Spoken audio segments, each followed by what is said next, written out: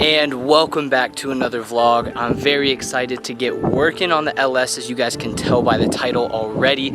I'm actually not too sure what we're gonna be doing, but I have had a couple changes, helped out a couple friends, taking parts off the LS, as well as receiving some parts. So here she sits, hasn't moved since the trip from Miami, but we've got air in the tires, gas in the tank, and a dead battery, which I don't know why, but she's recently started to drain, so we will have to figure that out. I got the old jump pack. That thing is super clutch, but time to get the first start in a while. Throw her on, jack stands, and get to work.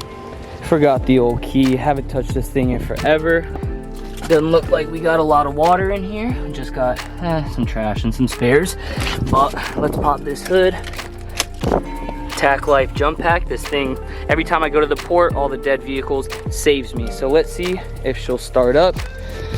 Super dead, I know that for sure, but nothing. All right, one more time. Give her the beans.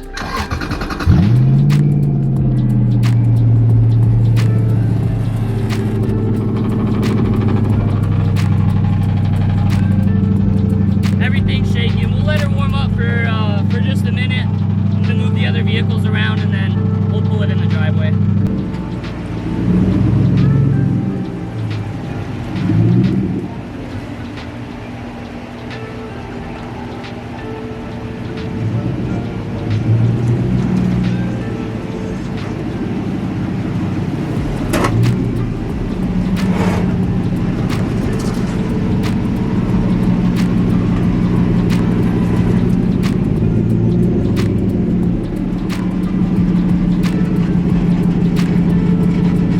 And we're back. Just shut her off so I could actually talk and you could hear me. Couple quick updates. As you guys can see, I've actually washed the LS. It was definitely more than just a wash. As you guys can see, there's still a bunch of crap on it. I had to use bleach, mold remover, like boat mold remover, and some other stuff. Scrubbed it till the day was ended and finally came off. There's really no clear coat, as you guys, if you've watched the channel forever, it's always looked the same. Not sure where we're gonna start. I definitely am just gonna clean everything out. I think I'm gonna take the back seats out because part of the cutting I want to get to is all the wheel well stuff, of course, which will all be reinforced. I need to check and see how much I need to clearance for the upper control arm, because it basically stops on the body, whether I need to cut that off or figure out a way to just cut everything out and raise the rear subframe. I also might take off the fenders just because I got to start planning for the tube front to allow the wheel to go up more. Might take off the front bumper just because I'm either going to have to shorten this one and figure out how to either, I guess, plastic weld or something. I don't really know how to or where I would even shorten this from, or I might have to look into a fiberglass one just because I want to get it lower. And once it's in the air, we'll be able to check out the passenger side. I do have some rust on the floor just from water sitting from a while. I don't know how it got in there, but it did. And sorry for the trash, that was from a while ago. But as you guys know, my floor is all buckled up from hitting a crazy manhole that was sticking out, threw my car in the air, whole 9 yards. We're safe and sound, so we're good. Today's gonna be a bunch of cleaning, planning. I do want to get a little bit of cutting done because it is rubbing inside here. Let's see if I can show you.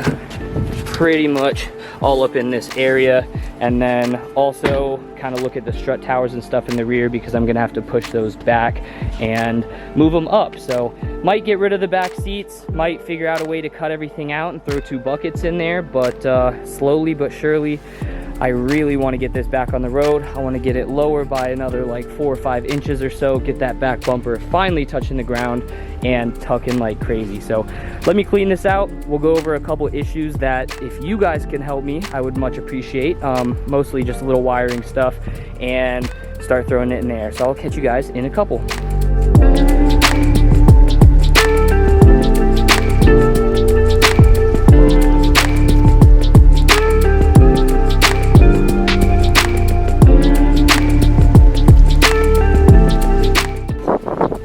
And the front end is apart. I do apologize if there's some wind. I'm trying to block it as much as I can, but I'm gonna have to definitely make a list of everything that I need, because headlights, all of the brackets are broken.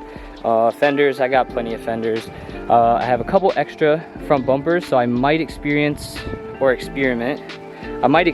with this one, just trying to trim it up and cut it, maybe bring that whole lip and stuff around, but I don't know how I'm gonna reinforce it, so we shall see. I do have another fender, well, and bumper sitting over there, but front end is apart. No wires and stuff really are shown. I made sure to tuck everything really well, so that's what kind of confuses me right off the bat. I do have an idea that this is the reason why some of my stuff is kind of messing up. One issue that I'm having is, we'll step in here real quick. I'd show you, but it keeps draining itself. The radio stays on when I turn the vehicle off. So usually if you don't open your door, radio will stay on when you shut the vehicle off. You open it and everything should turn off. Well, the radio stays on, and what I've been doing is manually turning it off, but it still drains my battery. I don't know where it come from, so I unplugged the actual, I guess, stock amp that usually sits under there. I was afraid it had some water damage, but the radio turned on earlier when I started the vehicle up, so I guess we'll play it as it is right now. I might try the vehicle without it, let it run for a little while and see if it drains still. I do want to make sure I get most of these wires and stuff off the hot floor. I do really want to do something with the exhaust. I have no idea how I'm going to do it, but I'm tired of open headers. It is catted, so I guess it's a little bit better. Highway speeds and stuff, it's fine, but in general, super droney. If you guys missed it on the Miami vlog, Alec let off my fire extinguisher in here, so that's why I've got white smoke. Probably after I move a lot of this stuff out, I'm just gonna wash everything out, scrub it down, just to kind of get a lot of the crap and residue. I got so much stuff in the garage right now, I can't get to the shop vac, or it'd take too long at least, but I might take the back seats out. I did want to check and see kind of what we're gonna do with the tube front. It'll probably be in a little while. Sorry for my stuttering and mumbling, I haven't vlogged in a while, but probably gonna, I don't know, maybe do something from firewall, bring it back maybe to the strut tower, reinforce the strut tower right there, and then also bring it back forward to the frame rail, or just make a custom bracket all the way around. I got to get rid of most of this so that the wheel can come up higher, which also means I am going to have to probably move all of my wiring harness stuff. If I can move it inside the vehicle, that will be the go-to, but I know it is a pain and process. If I can cut all this stuff off, I'll be able to get to this main wiring harness, and then I don't know, maybe bring it back through. I've heard a lot of people say there's clips and stuff at the bottom I might be able to do, but I've never actually taken this entire thing off, just because it's always something scary. For me at least, anything mechanical, suspension, welding, fixing, fabbing, whatever it is, easy. When it comes to electrical, well, that is not my forte. Another thing is it's just draining itself. So I think it has to do with something on the side of like the music stuff, but I'm just scared that water and stuff has got back and kind of messed it up. Nothing is shorted out, but it just stays on. So that's that. I'm gonna throw it in the air. We'll take the wheels off, get it on some jack stands. We'll kind of look at a rough estimate of where like tire and stuff is hitting and rubbing, so we know what needs to be cut out and what needs to be tubbed or redone and reframed.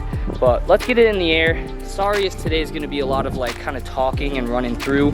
It's just one step of the process. We'll bend down to get out the wind. I'm excited to work on the LS again.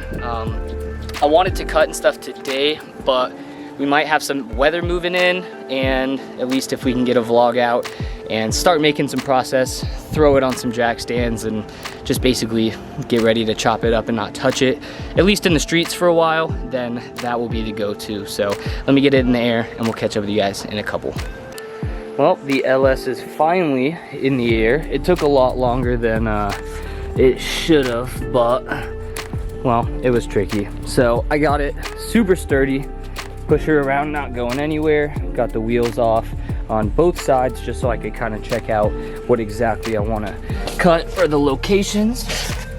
If we look up in here in the wheel well, we can see it is rubbing all that good stuff. Up there you can kind of see it's rubbing almost all the way through. Of course, this is from, I think when I had my 19s actually, that was rubbing through. That's another reason why I want to move all this strut and stuff back, just so I have all the clearance in the world. If I really wanted to, I could shorten these S9s, but I'm not looking to go, you know, 25 degrees of camber or anything like that. So I'll probably keep it what it's at, get rid of these spacers, put bigger lips at it, and then cut all this out so I can tuck up some. Cutting all of this fender out, oh, let's move these, means that this is gonna have to get cut out, at least some of that, which also means that part of the door. So these door cards will have to come off, and then depending on how far I'm gonna go back, the seats will also have to come out. Hopefully, if I can cut them out and notch it some, I'll be able to maybe cut out some of the back of the seat. It might, you know, be a little bit less buoyant or bouncy or whatever you want to call that, but if I can get the seats back in after finally putting them in and putting these airplane seatbelts in so I could actually have passengers, I really don't want to get rid of them. But that means that we're gonna have to cut the rear out. So if you guys have watched the old videos, I have the gas tank in the trunk. I made this little elbow and also left the breather on it just so that it can, you know, work just like a normal one. And of course I drop it, but super easy, a little bit flimsy, but does the job, gets rid of the gas smell. So all inside of here will have to be cut out. And then up there, if I'm moving all of this good stuff, well, I might just get rid of everything. If I do that, I'll probably end up making a new support, or I'll cut it out cleanly so that I can keep the backing for the seats. But of course on both sides, there we go. Luckily, I am on some very, well, stock case support springs, whatever the LS400 ones come on. It does ride pretty good, doesn't bounce me all around. I did notch just a little bit all the way, just kind of like on the pinch weld there. It pinch welds and then it had some excess, so I just cut that out before getting to the actual frame part. So I will definitely have to probably cut a lot more of that out and reinforce that. But it will finally be nice getting rid of all of this. And I guess we'll come look at the front, we'll look at this side to get the sun off the camera. But here we are. I am gonna put those wires back together, and I might actually cut them and then run them through up top here so they're out of the way. But as you can see, that all rubs, so I'll have to get rid of all of that, and then all of this is probably gonna end up getting cut and stuff anyways, just because what I do want to do is basically from back here have like a tube front, and then just get rid of all this area so that the wheel can actually come all the way up and, you know, sit super flush. The whole goal is to have basically the tire flush with the hood, so anything right here is gonna have to, well, get rid of. But we're gonna make sure we keep structure, and so, you know, we'll reinforce everything and that'll look sweet. I'm gonna end up getting rid of these skirts, just because, I mean, they have just a little bit of hang down, allow me to go lower. If I have to make some, I don't know, something there to make it look decent, I'll do that as well. And then as for the front, I will probably have to trim some of this. I might trim the radiator support and then box it in on the bottom. I'll probably end up redoing these tension arm brackets and raise them up some. I don't like having this here with the lip. Just another thing for it to catch. Of course, you can see I've kind of, well, already rubbed through, broken, and then bent the stock, I guess you would call them tow hook spots. I usually use them just for jacking up, but you can see those are all gone. Couple dents in the pan, but I did shorten my front subframe like a lot, on top of using giant spacers for the engine and trans.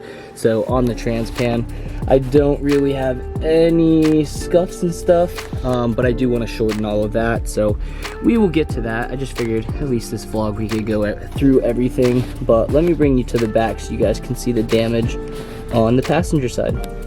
Just to give you a reference before I show you, this is what the floor is supposed to look like. Nice, new and clean.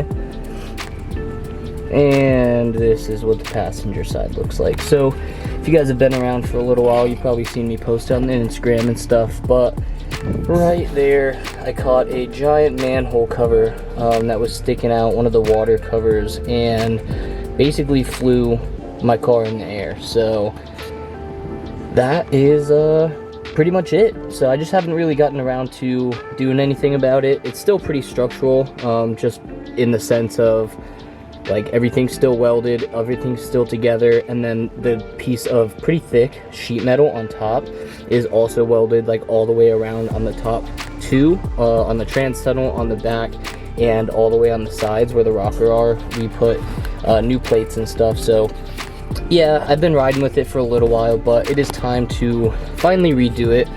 If this piece right here in the middle, that basically is a structure piece from side to side to connect both, if that wasn't hit or messed up, I would probably just cut everything forward and just redo it. But being that this is done, or at least I don't want to have to try and unbend that and, you know, risk the structure part of it, I'm gonna have to redo all of it. So I definitely will get rid of these pieces hanging down, and I'll probably put some angle iron on the actual bars of it, and then basically do drop floors so it's level and there's nothing for anything in the road to actually catch on. But I know I haven't showed the channel, I don't believe much.